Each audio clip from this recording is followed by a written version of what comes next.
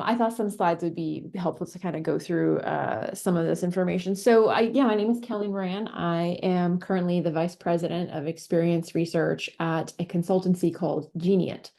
And I could talk a little bit more about that later.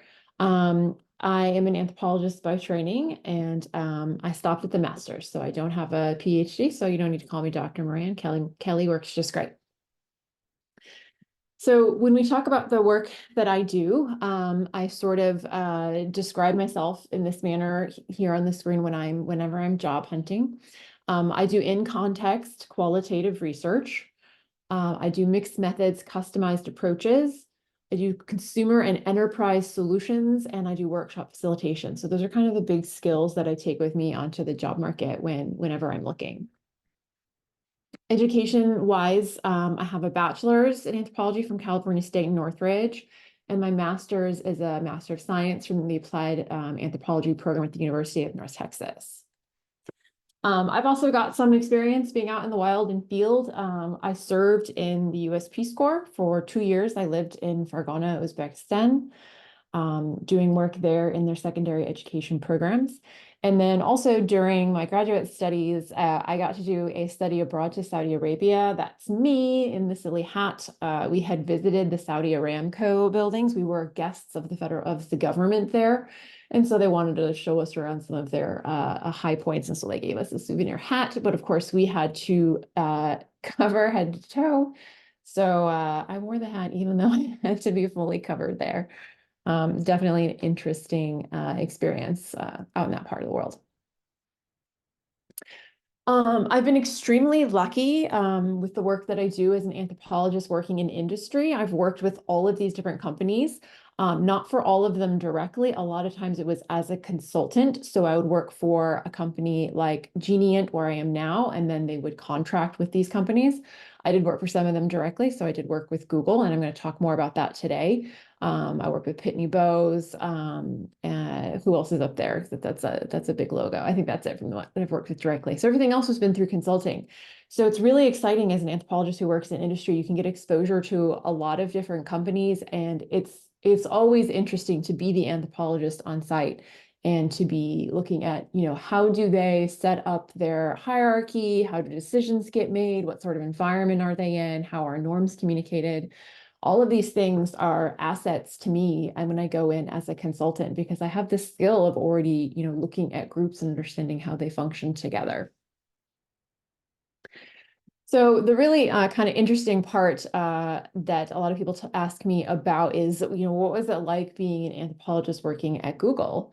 At Google, I was in the role of UX researcher, and UX stands for user experience. A lot of times people call this design research. And when I was in my master's program, that was what we were calling it. We were calling it design anthropology. And then the names have kind of shifted over time. Specifically within Google, I worked only on the search product. So all of my work was on that. People who are unfamiliar with user experience often ask what that's about. So I grabbed this definition courtesy of Google. User experience focuses on having a deep understanding of users, what they need, what they value, their abilities and their limitations, and then also takes into account the business goals and objectives of the group managing the project. And that's really important, that second line there, when you're an anthropologist who goes out into industry, is that you do want to understand your population and advocate for them, but you always have to remember that you're doing it in service of a business and you need to help them see eye to eye, right? That's part of your job, is being that mediator there. So when people talk about Google search, they often wonder what is there to do in the user experience, right? Like it's a very simple interface. It's a plain screen. There's a search box. You type into it, and then the magic of the search algorithm brings you, links to pages, right? But you can see already on this page here, I grabbed this during the holiday season. Search took an opportunity to delight with their Google Doodle. And they did that right away, right? Before you've done anything, you have a little delight moment there. The first Google Doodle actually started in 1998, which is only a few years after search started. So it's been a foundational part of their experience for a really long time. So being able to have that little surprise and delight factor intermingled into their product. You also see some interesting things from a business perspective taking place on this page. there's a little what we call in user experience a call to action, a CTA. So that's kind of like when you alert your target population that there's something that they can do, it's something they can explore. And so there's a CTA to watch key talks on climate change from Copenhagen 28. And the business side of this is that YouTube is actually owned by Google. So they're doing a little bit of cross-product promotion here. And so there's a lot you can do on a page without being really obvious, and they're taking opportunities here to do those things. So let's talk about what people do when they're searching, right? So once they get past that first page. So a lot of people just want to do like a simple search, right? Like, let me find some information. So maybe you want to look up cats, right? Something about cats. So you type in the word cats and you get a page. Well, there's a couple of things that's already happening. For the first thing, when you typed in the word cats, it actually redirected you to the word cat, just the singular, because that's probably the entity that you're looking for. But it also knows that Cats was a film from 2019. And so it's giving you an option at the top there in case it's interpreted your intent incorrectly. You have what they call an escape hatch. So you can jump over to that other page about Cats, the film. You can also see above that, I don't have it highlighted, but it says results for Santa Clara. That's the zip code I'm in. And so that's telling me that something local has happened. That's why it's giving me the film. If I was doing the search from New York, if anyone's in New York, you might try this. It's very possible that in New York, I wouldn't have just gotten the film. I would have gotten the musical as well because it's an on-Broadway play, right? So they're actually thinking a little bit about where you are. They only do this if you give them device location access. So you can turn this off and you won't get localized results. You would just go to cat the animal and you wouldn't have any of this other stuff. But the reason we're doing this is that we want to understand the experience that the user is having, right? If we just typed in the word cats and then it gave you all the documents you could find on the web that listed cats, it's not really helping you find the information that you want, right? So as a user experience researcher, when I worked on search, we did a lot of work understanding how people made their way through information, how people phrased the requests that they were coming with, right? A lot of times they would type in more than just a single word, right? And when people would type in sometimes a full sentence, did it mean they wanted something different when then they just typed in a collection of keywords? If they used punctuation, did it mean something different? If they added a question mark, did it mean something different? And so these are things that we would study, and we would observe people using Google search, and sometimes we would give them tasks to look things up and see how they would find them. And all of this helps shape what the product looks like and what it ends up being for people out there in the world. By the way, if you didn't type the S, it wouldn't bother with that escape hatch to the film, right? Because you're probably not looking for that because you already typed in the seek. So it kind of takes every keystroke into account at some levels. And even if you look at things like cat and dog, you see there's a little bit of a difference here. It turns out that when people are looking up information about dogs, they have several really common sequential queries about breeds and videos and things like that they don't have as commonly for cats. And so we're actually able to use quantitative data to understand what's the common next step for dogs. And we offer those right there in those chips at the top. And for cats, they don't have those same common pathways, so they don't offer those. Let's do another one. This time we'll do US presidents. Everything looks pretty different already, right? You didn't get that same nice layout because presidents isn't a single entity on its own. It's actually a whole bunch of different presidents, right? And in fact, one thing that it did is that we typed in US president, and US could also spell the word us. And so it's added a title to say United States presidents, just to clarify that, by the way, we've interpreted your US not to mean we as a collective, but to mean the United States. So the page lets you know that. This is how we kind of make sure that users understand where they are in the page. It's part of what we call wayfinding or navigating. So let's see. Let's say we want to look. Okay, yeah. So one thing. Okay, so comparing it to dogs. Sorry, I haven't looked at these slides in a couple of weeks. So just kind of comparing, you can see some different things happen when you look at like a geopolitical entity and an animal. There's just some different things that happen because we know that the journeys that people take tend to be different. So then within the page as well, a lot of times people don't just want to look up US presidents, they want to look up specific information. So there's actually pathways that are designed on the page for showing more, getting a list, going into a particular president, and then finally ending up on that page, right? And this whole journey that we took clicking through to the single president, Bill Clinton, is different than if we had simply typed Bill Clinton onto the page, because we clicked to get here. So there's that pathway left up top, so we can click to go back as well. So they actually think about what's happening in the context of that unique experience right there. And so a lot of thought has to go into how we accommodate that, and a lot of research goes into understanding how people navigate these pathways. A lot of people go to search to ask questions. And so when you have a simple question, you can get a simple answer, right? Notice that there's no source noted for this. And as well, when we were looking at cats, dogs, United States presidents, there weren't sources noted. Those things are all in public domain. So there's no need to note a source for them. If you dive in deeper and you go down further in the page, you'll see various sources who are talking about these things.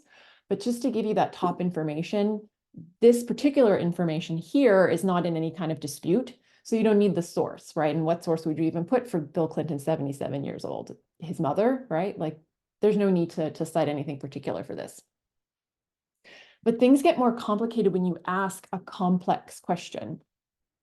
And we think about complex questions, they could have many answers, and this is where sources become extremely important. So right away, you'll start seeing sources on the page. And as you scroll down, you'll see more and more sources on the page. There's actually a lot that's happening on this particular page. For one thing, I did a typo. I made a typo, right? There's a B in the word about, or sorry, there's an N in the word about, so abnout. So search went ahead and told me, hey, I think you made a typo and I've corrected it for you. But right below that, I could search again without the typo, because there are so many searches per day. What if I really meant that word? What if abnout was an important word to me and that was a real word and I need Google to search for that? And so it gives me, again, an escape hatch. It said, hey, I did something on your behalf, but if I got it wrong, you can go back. So yeah, so we've got the disclosure and then we've got the escape hatch right there. There are 8.5 billion search queries issued every single day. So abnout could very well be something someone is looking up. And this is an interesting statistic.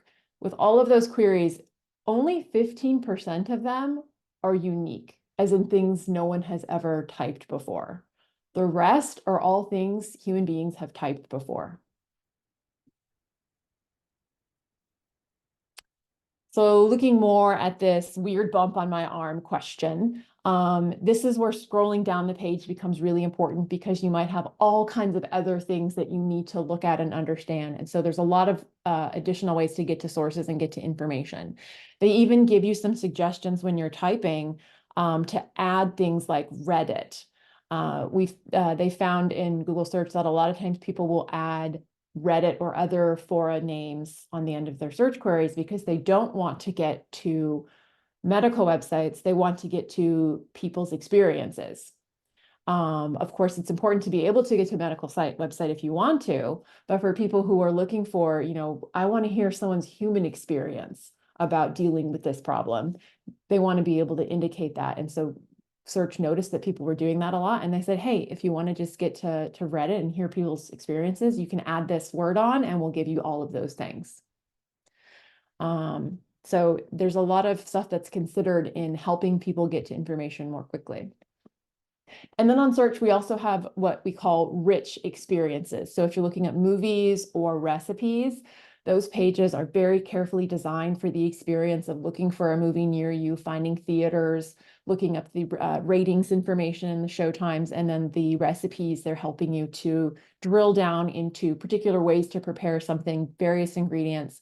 And so all of those have dedicated teams of researchers, designers, and engineers to create an experience that's really helpful to individuals. So particularly when we want to look at UX research on something like search, how do we do that? How does me being an anthropologist bring in any value? So natural usage of something like search can be really tough, because the usage can be incredibly serendipitous, right? You're sitting around thinking about something, you go, well, I wonder what this is, and you Google it, and then you're done. It can be extremely quick, sometimes just moments. And the complete experience of understanding and obtaining a piece of information and putting it to use actually goes far beyond search, right? So if you're looking at, things to do in my area, There might be things you do before you do the search, and there's things you do after the search. And understanding where your few moments on search happen and what happens before and after them helps create that better experience. And then the journey may also take place over an extended period of time. If you're doing a housing journey and you're looking for apartments near me, you might be looking for several days, several weeks, several months. And so you might have different information you're looking for at different times. So what we do to cope with all of that is we combine methods to help provide a more comprehensive view. So as an example of something I did within search, that logs data, this is the quantitative record of things that happen on search. It's all anonymized. You cannot connect a log to an individual person, but you can see how often something is looked up. And so you look at logs data that identify and define a problem space, like you notice something funny, like something keeps popping up suddenly after an event in the world, something's being searched for more frequently. So we want to understand that. And then maybe you do a diary study to capture the in-context usage, right? You have you recruit some participants, you say, hey, have you searched for XYZ thing recently? Can you do some, in-home capturing of that experience for us, right? Create a diary study, send that out.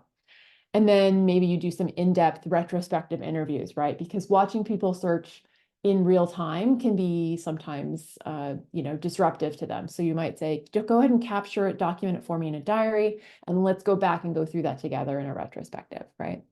So we had an instance where what they were calling broad queries, which were defined as sort of like non-specific queries, resulted in very few high quality clicks. So it looked like people were struggling on the page. High quality click is something they define with how quickly they click on things, how quickly they move forward.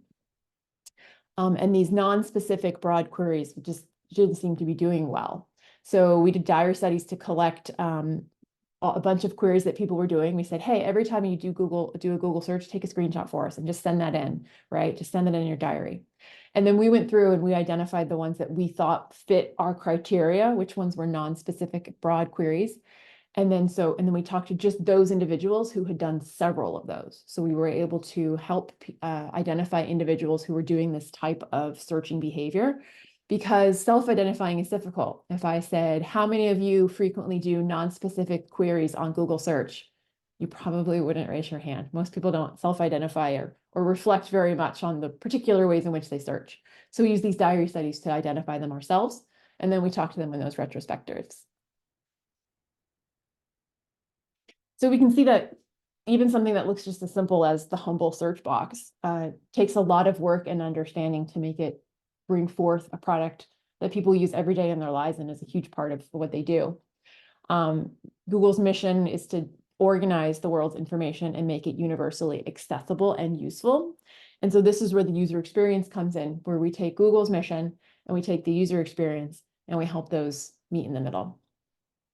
So with research, we clarify the problem, we explore the surrounding context, and we assess the impact of various phenomena or interventions that might happen on the page. So that was my work at Google Search. I am now with Geniant as their leader of their national practice lead. And Geniant observes people. Is question? Sorry.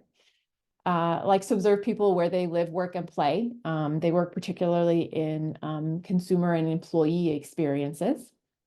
We identify experience enhancement opportunities at specific moments throughout the journey, because even the simplest seeming offering has an experience, whether you've intentionally crafted it or not.